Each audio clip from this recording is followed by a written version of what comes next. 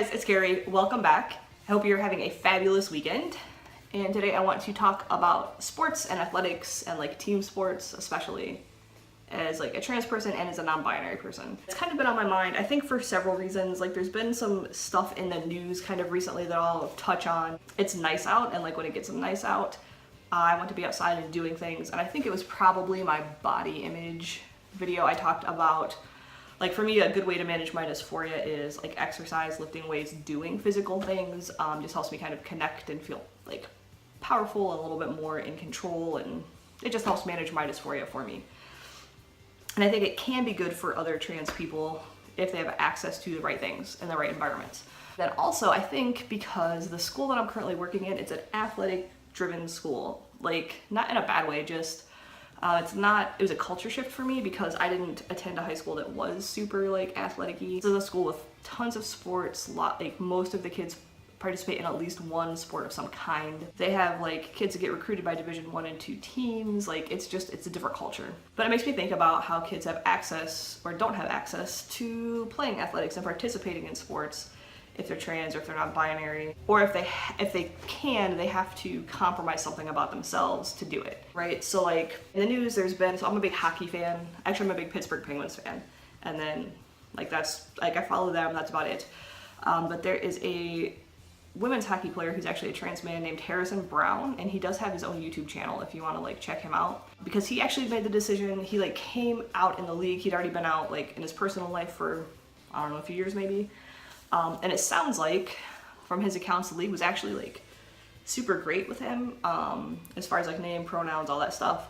The only the reason that he decided to retire probably a couple years earlier than he would have is that he can't be on T and still play in a women's league, which it makes sense.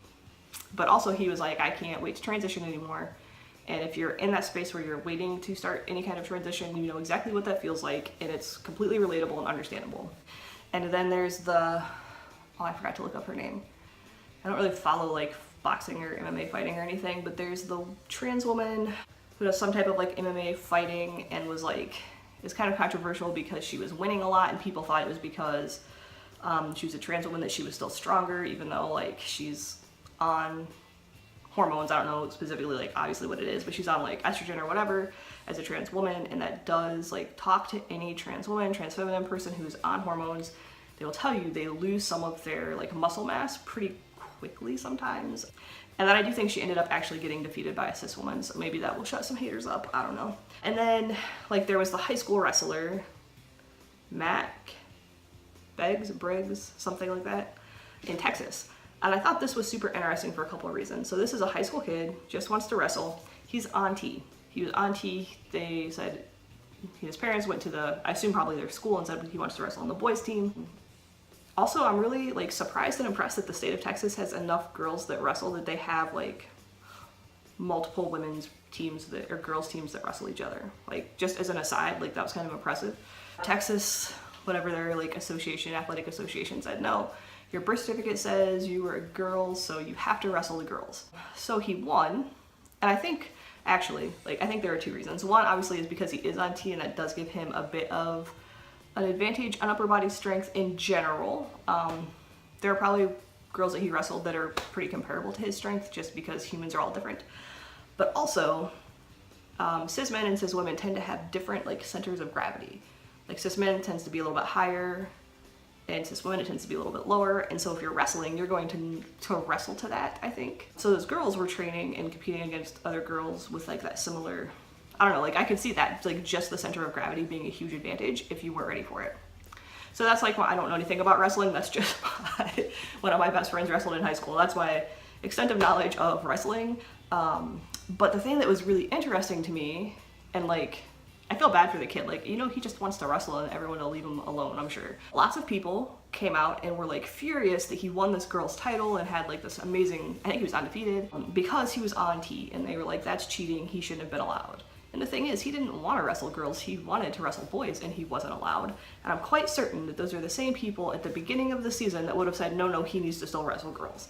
Because people who are not in like, not medical professionals who deal with trans people, or not trans people who know about like and have experienced hormones, don't know what they're talking about when it comes to this stuff. Like almost all of the time, honestly. Like, they just don't. They make assumptions and they don't do any research. They just say, well, this is my own personal experience and it must be the only way things are. So there's been a lot of this kind of stuff recently in the news, right? There's Chris Mosier, is that the trans guy that, like, he's the Olympic athlete, he runs and does something else.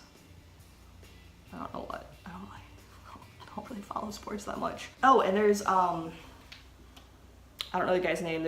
I like randomly saw this guy on Instagram and it turns out he's like a trans guy who's a swimmer for Harvard, which is pretty interesting because I think they're like Division 1 level, like that's pretty hardcore, really. So we have athletes that are trans that are doing great things and they're participating on the team that matches their gender in some instances, or like in the case of that high school wrestler, that team didn't match his gender. Although I did, like, when I looked up his name right before this, I think they're going to allow him to wrestle boys because they realize their mistake. So that's fantastic. Those kids, like, are really trailblazers, whether they want to be or not. Like I said before, like, I think the majority of them, like, when you're a teenager, you're like, everyone leave me alone. They don't necessarily want to be in the news for that stuff, but it happens. So, like, that's kind of amazing that they're doing that. But what about when you're non-binary? Like, you know, I always talk about, like, I did music stuff, which was always co-ed, which was perfect for me. And I did, like, I made a video a little bit where I talk about gendered spaces. Oh. And I think sports, like, there's that issue in sports, and I don't know, like, what the good answer is, because there are some, like, advantages to testosterone, like, physical advantages in general, that don't apply to every single person.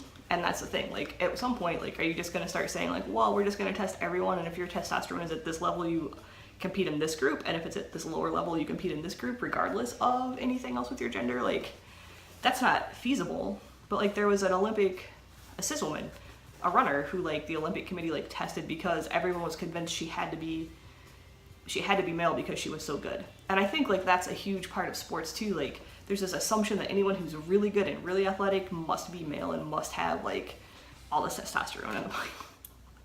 That's not how that works, and it's dumb. Like, I just don't think those spaces exist for, like, non-binary athletes. And it's unfortunate because you either have to participate in a co-ed sport, of which there are not that many, really. And I don't know, like, I guess that's, like, why am I making this video? I have no answers, I have no solutions.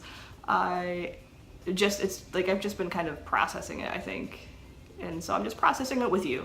Like, what do you guys think? Like, do we need more co-ed sports? Like, are there sports that have, like, no business being gendered in the first place? Probably.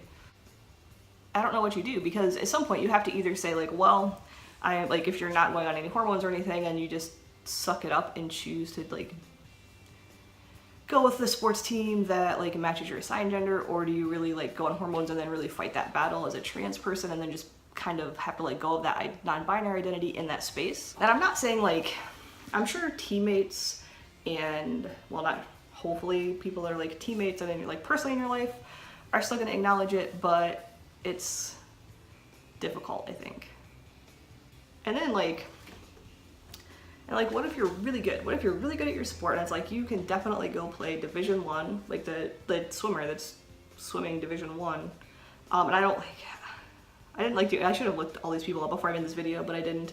Like, I don't know how long he'd been swimming versus how long, like, he's been transitioning or, like, any of that. But what if you're a really good athlete and you can make it to college and you can do really well in college, and especially if you're assigned male at birth and you have a lot more, like, pro sport, like, realistic pro sport options available to you, like, what if that's actually a possibility for you, but also you're trans or non-binary, and to do that you have to, like, put transition on hold. Like, back to the hockey player Harrison Brown. Like, he basically had to put all of his transitioning on hold to play hockey. And, you know, it's professional, but it's a women's league, and so the pay is crap compared to the men's league. So that might make that a bit easier of a decision to say, like, well, this isn't going to be a career forever. Versus if you could really make it in a men's league that pays really well, do you put that on hold? Like, there's just not, it's like, there's not a simple answer to it. And like, I don't know when we started, like, super gendering all of our sports spaces. And, like, I don't know if there's really, like, a way to make gender neutral spaces for athletics. because I think we need them, honestly. And like, yeah, it's one thing, like even like you need it on just like a community level, I think, like, and we have that, like people can play like indoor soccer leagues or kickball leagues or softball leagues that are co-ed around town, and that's great, and I'm glad that those things exist. But what if you're like really good and you want to go further with that career? I think that's a really difficult space to be in, and like it's not anything that I ever had to deal with myself, and I think that's why I'm having a hard time like articulating thoughts and like really coming to a conclusion about what I think about it. So if like, especially if you're an athlete or were an athlete and maybe like quit playing sports because of transition, or like you just started to not feel comfortable in your body, so I can see that too. Like for like I talk about how I like to do like sporty athletic things because it makes me feel good about my body in general. And honestly, like especially now that I'm post-op, like it's amazing. Like my mom even had made a comment once that I actually was kind of a little bit of a jock when I was a little kid. And I was like, I played like pickup basketball with my neighbor kids almost on a daily basis, like that kind of thing. I don't know, like I think there's a lot to it. There's a lot of unpacking of what we as society assume about like men and women and their abilities versus what's realistic about their abilities. Because yeah, like I have a ton of dysphoria about my upper body strength. And that was actually a huge factor in why I went on hormones eventually, is because of my upper body strength and like some like body shape issues. It may not even affect, but I was like, I have to try this because it's just, it's too much. So like, what do you guys think? Like, do we need more gender like neutral spaces? Can we create those at like school levels, like high school levels? College levels, like we had intramural sports at college that were like, I had some friends that did like an intramural softball team, but I think that kind of stuff is driven more by like your student body. I know there are people that play Quidditch, and I'm really jealous that like didn't exist when I was in college. Quite honestly, I would have been all about that, I think, because I'm about like contact kind of sports too, which is, I don't know, those are always my favorite ones to play. And even like basketball in the neighborhood was kind of a contact sport, you know, hockey, football, those things. So sports, athletics, I think it's a little bit, I don't want to use it, I don't want to say easier, a little bit more clear if you're a binary trans person or someone who's like definitely like 100% like knows you want to go through like transitioning that way, or if you're a non-binary person who's not doing any transition and isn't like too, like you're not dysphoric about people viewing you as your assigned birth gender. It's a little bit more clear what path to take with sports in general. While if you're non-binary, it's like, well, what, like, I don't know how important is a sport to you versus like you as a person. I can't imagine I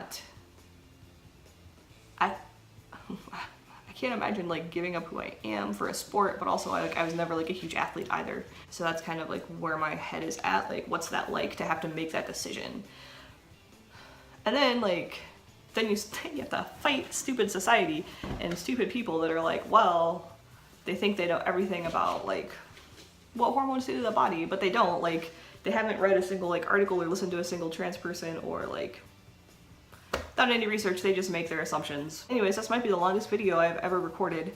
Probably because I don't really know what I'm talking about. I'm just thinking about it. So anyways, talk to me about trans athletes, about how being trans has affected like your sports activities in general.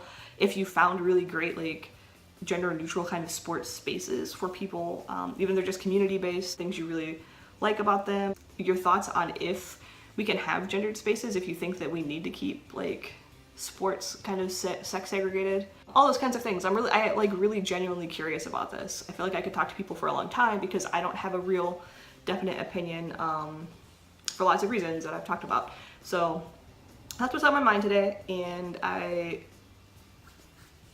really curious to see what people have to say in the comments. And of course, as always, like if you have anything else you want me to talk about, let me know. Have a great weekend, and I'll talk to you next week. Bye.